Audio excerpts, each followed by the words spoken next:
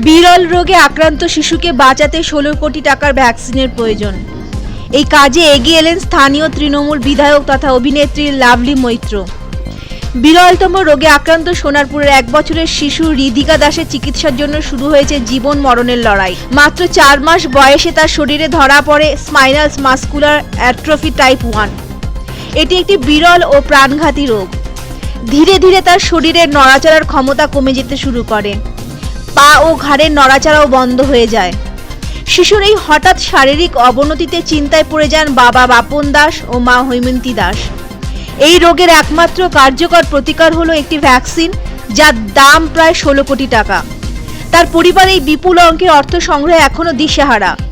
ইতিমধ্যে তারা রাজ্য ও কেন্দ্র সরকারের পাশাপাশি বিভিন্ন স্বেচ্ছাসেবী সংস্থা ও সাধারণ মানুষের কাছে সাহায্যের আবেদন জানিয়েছেন। সাংসদ অভিষেক বন্দ্যোপাধ্যায়ের সেবাশ্রয় প্রকল্পে ইতিমধ্যেই চিকিৎসার প্রয়োজনীয় কাগজপত্র জমা দেওয়া হয়েছে। এবার এই লড়াইয়ে পাশে দাঁড়ালেন তৃণমূল কংগ্রেসের বিধায়ক লাভলি মৈত্র। ঋদিকার মা ও হৈমন্তী দাসের হাতে প্রায় ৮ লক্ষ টাকার একটি চেক তুলে দেন। তিনি জানান, এই বিষয়টি মুখ্যমন্ত্রী মমতা বন্দ্যোপাধ্যায়কেও জানানো হয়েছে। লাভলি মৈত্র বলেন, ঋদিকার জন্য আমরা সবাই লড়ব। সকলের কাছে আমি আবেদন জানাচ্ছি, আসুন আমরা একসঙ্গে এই শিশুকে নতুন জীবন দিই। আমি সবাইকে অনুরোধ করছি, একটু করে সাহায্য করুন যাতে ওর প্রাণ বাঁচে। এই আবেদনে ইতিমধ্যেই অনেকে সাড়া দিতে শুরু করেছেন। সামাজিক মাধ্যমে ছড়িয়ে পড়েছে সাহায্যের বার্তা। শিল্পী, সঙ্গীতশিল্পী, সমাজসেবী ও সাধারণ মানুষ মিলিয়ে একটি বৃহত্তর আন্দোলন শুরু হয়েছে ঋদিকার প্রাণ বাঁচাতে। সোনারপুরের রূপনগরের এই ছোট্ট মেয়েটির পাশে দাঁড়াতে এখন সমাজের প্রতিটি স্তরের মানুষের সাহায্যই একমাত্র আশার আলো। আমাদের রাজপুর সোনারপুর পৌরসভার ১১ নম্বর ওয়ার্ডের বাসিন্দা আমাদের ছোট্ট ঋদিকা। ও একটি বিরল রোগে আক্রান্ত এবং আগামী ১ বছর ওর কাছে সময় আছে, যেখানে একটা ওষুধ, এই ওষুধটা ওর জীবন বাঁচাতে পারে। সেই ওষুধের দাম প্রায় ৯ কোটি টাকা।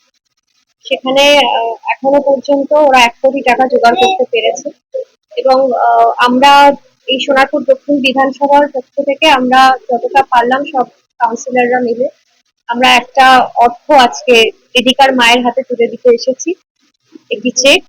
এবং পাশাপাশি আমরা আবারও চেষ্টা করছি আরো কিছু অর্থ যদি আমরা জোগাড় করে ঋদিকার মায়ের হাতে তুলে দিতে পারি। এবং তার সাথে আমার এই আপনাদের মাধ্যমে সমস্ত সহৃদয় ব্যক্তির কাছে আমার অনুরোধ থাকবে যে যদি কোনো ব্যক্তি তার নিজের ইচ্ছেতে এই ছোট্ট শিশুটির পাশে দাঁড়াতে চায় তার প্রাণ বাঁচানোর জন্য, তাহলে আপনারা অবশ্যই আমাদের বিধানসভার ওই ১১ নম্বর ওয়ার্ডে ঋদিকা থাকে, এখানে আপনারা যোগাযোগ করতে পারেন আমাদের সঙ্গে। এবং যার যতটুকু সামর্থ্য যদি আপনারা একটু হাত বাড়িয়ে দেন, আপনারা একটু সহযোগিতা করেন, কারণ আমরা জানি যে এরকম অনেক সহৃদয় ব্যক্তি আছে যারা কিন্তু ঋদিকার মতো ছোট্ট শিশুর পাশে দাঁড়াতে চায়। এছাড়া আমাদের মাননীয় মুখ্যমন্ত্রী তিনি নিজে সাহায্যের হাত বাড়িয়ে দিয়েছেন, তার কাছে জানানো হয়েছে। তো আমরা দ্রুত আমরা মানে আশ্বাস পাবো নিশ্চয়ই যে ঋদিকার চিকিৎসা সম্পূর্ণ হবে।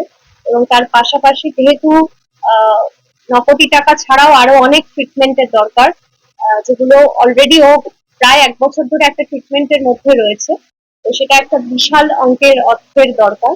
তো এরকম কোনো মানুষ যদি চায় ওকে সাহায্য করতে, তারা প্লিজ, আমার অনুরোধ থাকবে আপনারা আপনাদের সামর্থ্য মতো যা ইচ্ছে যা খুশি যতটুকু সামর্থ্য আপনারা প্লিজ সহযোগিতা করুন, যাতে আমাদের এই ছোট্ট শিশুটি, ফুলের মতো শিশু ঋদিকা ওর মায়ের কোলে সুস্থ হয়ে ফিরে আসতে পারে।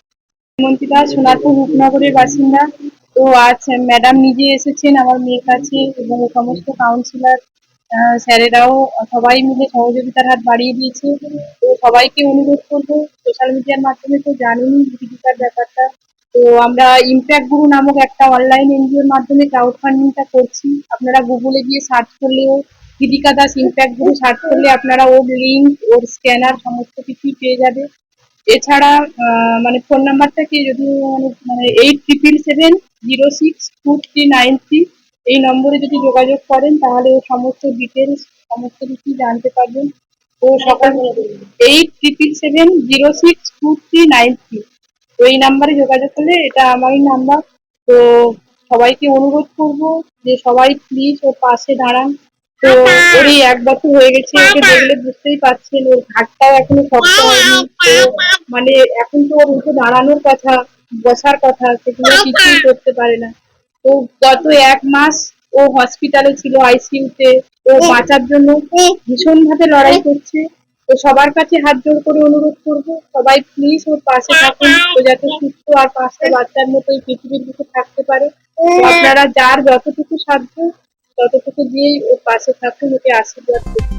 একটি শিশুর প্রাণ যেন টাকার অভাবে হারিয়ে না যায়, এই আবেদন নিয়েই এগিয়ে চলেছে দাস পরিবার। সোনারপুর থেকে উজ্জ্বল বন্দ্যোপাধ্যায়ের রিপোর্ট, পূবের কলম।